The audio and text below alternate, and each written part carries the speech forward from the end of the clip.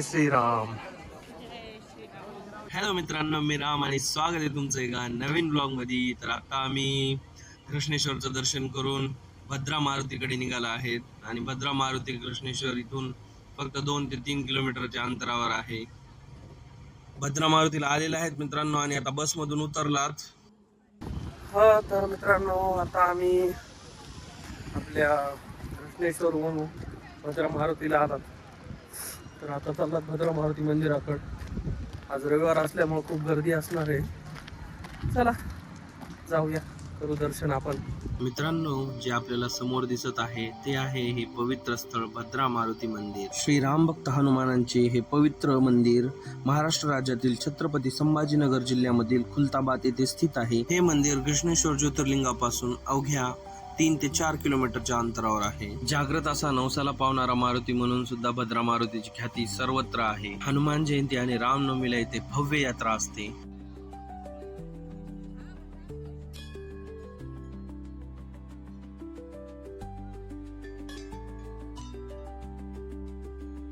मित्रांनो, आज मी तुम्हाला घेऊन आलोय एका अशा पावनभूमीत जिथे संकटमोचक हनुमान एका वेगळ्याच आणि शांत स्वरूपात विराजमान आहे.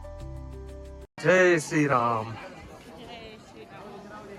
मित्रांनो, भद्रा मारुतीची आख्यायिका अशी आहे की त्रेतायुगामध्ये जे आता खुलताबाद आहे ते भद्रावती म्हणून एक राज्य होते. येथे भद्रसेन नावाचे एक थोर राजा होते. ते श्रीरामांची निस्सीम भक्ती करायचे. श्रीरामांची स्तुती करणारी भक्तिगीत नेहमी गात असायचे. एके दिवशी हनुमानजी आकाशातून उड्डाण करत असताना त्यांना श्रीरामांची स्तुती कानावर ऐकू आली. श्रीरामांची स्तुती करणारी भक्तिगीते ऐकून श्री हनुमानजी त्या ठिकाणी उतरले. येथे हनुमानजी ही श्रीरामांची स्तुती करणारी भक्तिगीते ऐकून मंत्रमुग्ध झाले आणि त्यांनी तेथे भव्य योग मुद्रा धारण केली. त्याला भाव समाधी असे म्हणतात. भाव समाधी म्हणजे ही एक योगिक मुद्रा आहे. राजा भद्रसेनने काही वेळेनंतर श्रीरामांची स्तुती करणारी गाणी संपवली आणि तेव्हा साक्षात हनुमानजींची मूर्ती पाहून हा राजा आश्चर्यचकित झाले. त्यांनी नमस्कार करून हनुमानजी यांना येथेच कायमचे वास्तव्य करून आपल्या आणि भगवान श्रीरामांच्या भक्तांना आशीर्वाद देण्याची विनंती केली.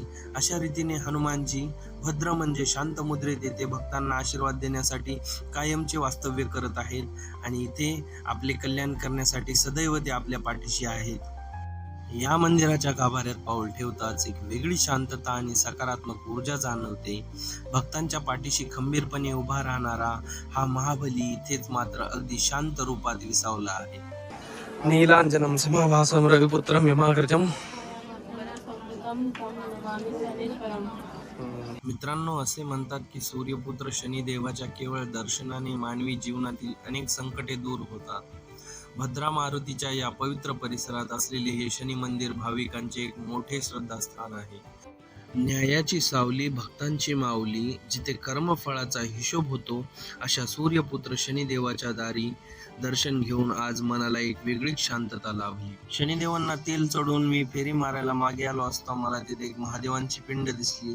शनिदेवांच्या मागे असलेली ही शिवपिंड गुरु शिष्याच्या नात्याचे आणि शक्तीचे प्रतीक मानले जाते आणि या पिंडीचे दर्शन घेतल्यावर मानसिक आणि आध्यात्मिक शांतता लाभते. मित्रांनो, भद्रा मारुतीचे दर्शन करून मी आलोय आता माझ्या बहिणीच्या घरी.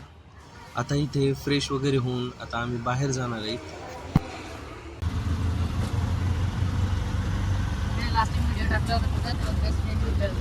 कुठली बेस्ट फ्रेंड नाव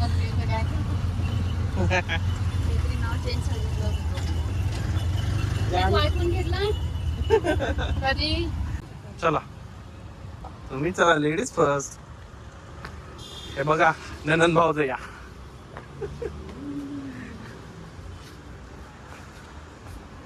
आज मला आणि जानकीला माझ्या बहिणीकडून छोटीशी ट्रीट आहे.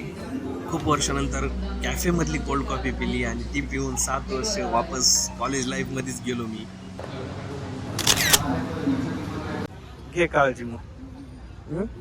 ये मग, ॲटो थांबलाय. हो हो हो.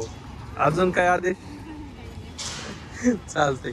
थँक्यू. हा हो, बाय बाय.